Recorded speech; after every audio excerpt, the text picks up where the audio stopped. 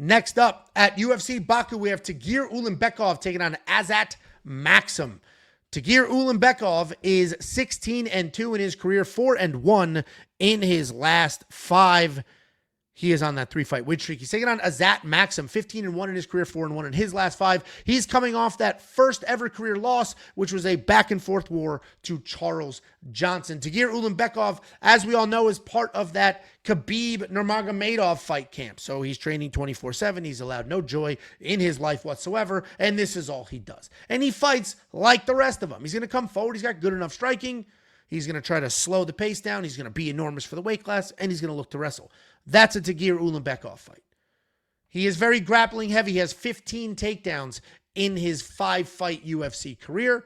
He's not the fastest guy, but he is insanely strong. He does a great job slowing the pace because he's not very fast, grabbing onto you, slowing that down, getting you to the ground, and then just working from there. He is coming off that pretty cool win over Clayton Carpenter, where he had Clayton against the cage, looked at DC, threw the cage, said, "This one's for you," and then got the takedown. He literally did do it for him. He's taking on Azat Maksum. Azat Maksum, unlike Tagir, is very fast. He is dangerous as well. He's a pretty well-rounded guy overall. He can pick people apart on the feet. He can try to out-wrestle them. He can drop them with power. The speed is absolutely incredible. He's one of the more talented guys in this weight class. His composure is impressive as well. If you run through the tape study, you'll see that he's beaten every kind of fighter. He's beaten wrestlers. He's beaten strikers. He's done all of the things, but he is coming off that loss to Charles Johnson, and it was an interesting loss because he almost had Charles finished on multiple occasions. On multiple occasions, he almost had Charles finished. But then Charles sort of gutted it out and then took over the striking.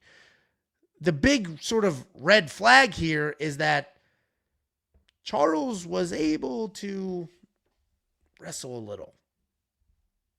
He took him down twice. So if Charles Johnson, after almost being finished, was able to take down Azat Maksum twice, I can't imagine what Tagir is going to do. And yes, there is some MMA math in there, but I just think Tagir is going to be too physically big. I think he will be able to get a hold of Azat, which will slow him down. And then once he slows him down, I think he's just going to be able to take over and grind and do what he does. We just watched Tagir win a decision over a pretty young, exciting prospect, and I think this is going to be more of the same. I didn't do the stats slide, so let's take a look at that, and I think we're all going to be on the same page here. Tagir Ulanbekov should be able to get the win. He is a minus 450 favorite. The reality is, I do think those odds are a bit wide, but I do have a bet on Tagir. I've got him in a little bit of a parlay. I'll give you the other half of that parlay in a minute here when we get to it. Tagir should win. He should be able to just out physical here as long as he doesn't get stuck behind the speed. But he is $9,300, and that's a tough price point because you're not going to get a finish. You need to rely on him to get the takedowns, to grind, to hang out on top. And he's going to get 5 points per takedown. If he... It's just tricky. I'm torn on the $9,300 because if he gets the takedowns, and Azat gets up and he scrambles because Azat's a good scrambler. And then we get another takedown and another takedown. That's 5 points each. And then that's going to be worth it. But if he just gets one takedown per round, now all of a sudden it's not going to be worth it because he's going to score 15 points from takedowns, a little bit from control, and then he's not going to be worth that money. I don't think he's going to get a finish either. So I don't think Tagir is going to be worth this $9,300, but there is a world where he could score really well. I think you should have some exposure to him.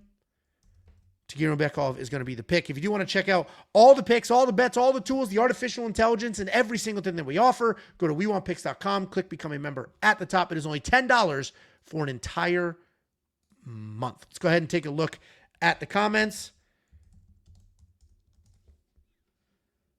Okay.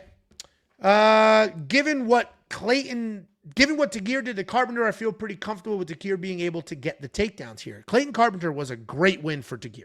That was an absolute spectacular win for Tagir. A young prospect, an athletic kid, fast, strong, all the things. We have this comment, Jake the L.O.Zer. Hey, Big Ange, do you believe rigging is possible if it goes to a decision? The UFC is going to a war zone.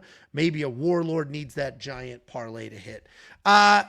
Anything's possible. Certainly outside of America, anything is possible. But what happens when they go to these other countries, and I see a few of you have called in to break down this card with me, you need your camera on. There's not a world where I throw you on here with no camera on. You need a camera, A-V-E-R-E-E. In America, yeah, there you are, you fucking weasel. I'll get you in the next fight. In America, you guys can hate the judges and you can hate the refs and all that, and obviously things can be corrupt, but they are government employees. The UFC doesn't hire them. So when people are like, oh, the UFC rigged it, the UFC did not rig it.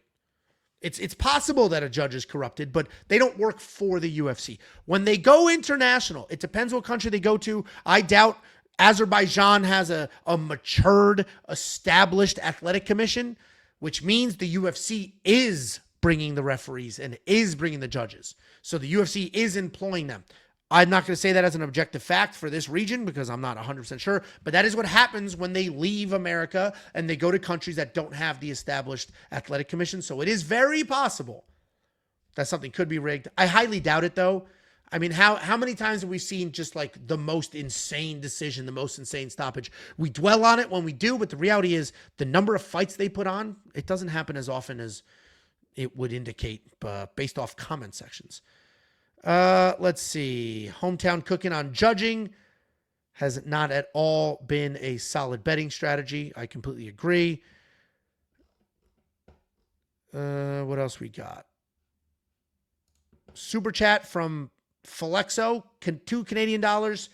RIP Scout, heads up Angelo. Remember, stay black. Well, I'm not black.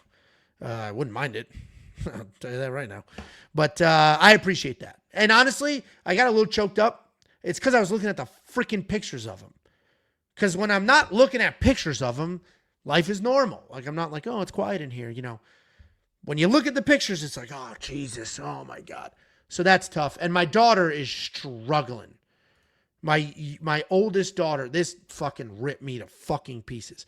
My oldest daughter, when we told her, was just laying in his bed, like sobbing. And I was like, oh my God.